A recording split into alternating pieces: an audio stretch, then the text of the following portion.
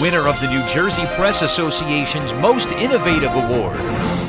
Welcome back to Greater Media Broadcast News. I'm Susie Xie, and I'm here to help you start off July right with the top headlines in Central Jersey. Here's what you need to know. Coastal critics, pet app, new county prosecutor, Surf's Up, and Special Olympics. Local environmentalists are making the case that New Jersey has yet to learn its lesson from Superstorm Sandy. Advocates weighed in last week on a state proposal to simplify regulations for building coastal areas. State officials say the changes would benefit small-scale developers and property owners seeking to rebuild, but groups such as the Sierra Club and Clean Ocean Action warn the proposal could lead to greater development and weaken protections for coastal communities. For more on the debate heating up at the shore, see this week's editions of Greater Media Newspapers. And here's Mark Rossman with more headlines. Graduation night at Jackson Memorial High School provided a big surprise for one of the members of the class of 2014. Just prior to the start of the graduation ceremonies, Nicole Milko, a senior at Jackson Memorial High School, saw someone she hadn't seen in quite some time. Her brother Travis, just back from an 18-month deployment in Afghanistan, surprised Nicole just before she and the rest of her classmates went out on the field to enjoy one of the biggest days of their lives. This is a terrific story about something that took place in the Jackson community last week and gave a young woman something she will remember for the rest of her life. You can read about it in this week's Tri-Town News. An Edison teen earned his spot to compete in the Special Olympics World Games. Here's Amy Rosen with his story. When someone wins a gold medal in the Special Olympics, it's a huge accomplishment. Michael McKay of Edison, a 17-year-old boy, not only earned 2 golds, he was also awarded a silver and a bronze medal for a grand total of 4 medals for swimming events in the 2014 Special Olympics competition held in June at Princeton University. Michael won a medal in every swimming race that he competed in. He now qualifies to represent the United States in the Special Olympics World Games, which is going to be held in 2015 in Los Angeles. He hopes to be among those chosen to represent his country. You can read about this amazing young man in this week's Edison Metunchin Sentinel. Back to you, Susie. And here are the headlines you need to know.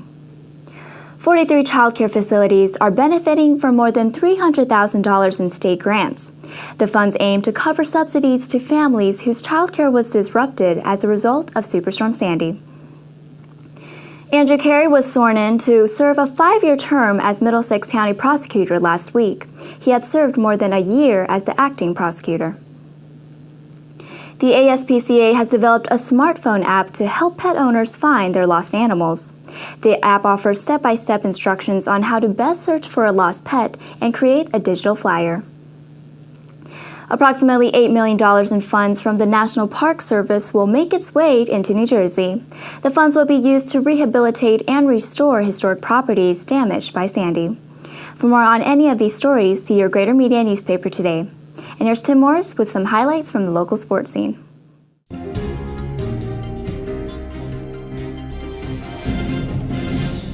The Shore Athletic Club's iconic Lake Takanassee Summer 5K Race Series celebrated its 50th anniversary on Monday, June 30th. Competitors first ran around the scenic West Long Branch Lake in 1964, and in the 50 years that have passed, it has reached legendary status. Anyone who is a serious runner or recreational runner from the shore has raced at the TAC. The great Marty LaCory came there early in his career, and many other greats felt the calling to give the race a try, adding prestige to the course that is unchanged in 50 years. Off they go as runners kick off the 50th anniversary of the first road race held at Lake Takanassee, with the first of the 4 treks around the lake. A strong contingent of competitors came out for this special event.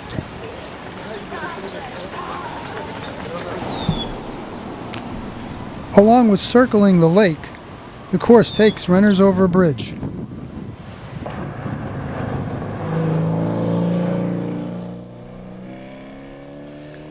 It was Ocean Township's Greg Lowing who was the first to the line in this historic race. Middletown's Harry Nolan, who ran the very first Lake Takanassee race back in 1964. He ran it again today, so tell us a little bit about the course, the history of it, and what keeps bringing everybody back? Oh, well, it is the oldest road race in Monmouth-Mercy County, one of the oldest in the state of New Jersey. Back in the 60s, early 60s, there weren't two races ever. One was here and one was a track meet up in Warnock Park. So anybody who was anybody that wanted to race would come here on a regular basis. It really grew into the 80s, and we had fields of 200, 300 runners running, and it's legendary in terms of people knowing about it. And last year we had the 50th race.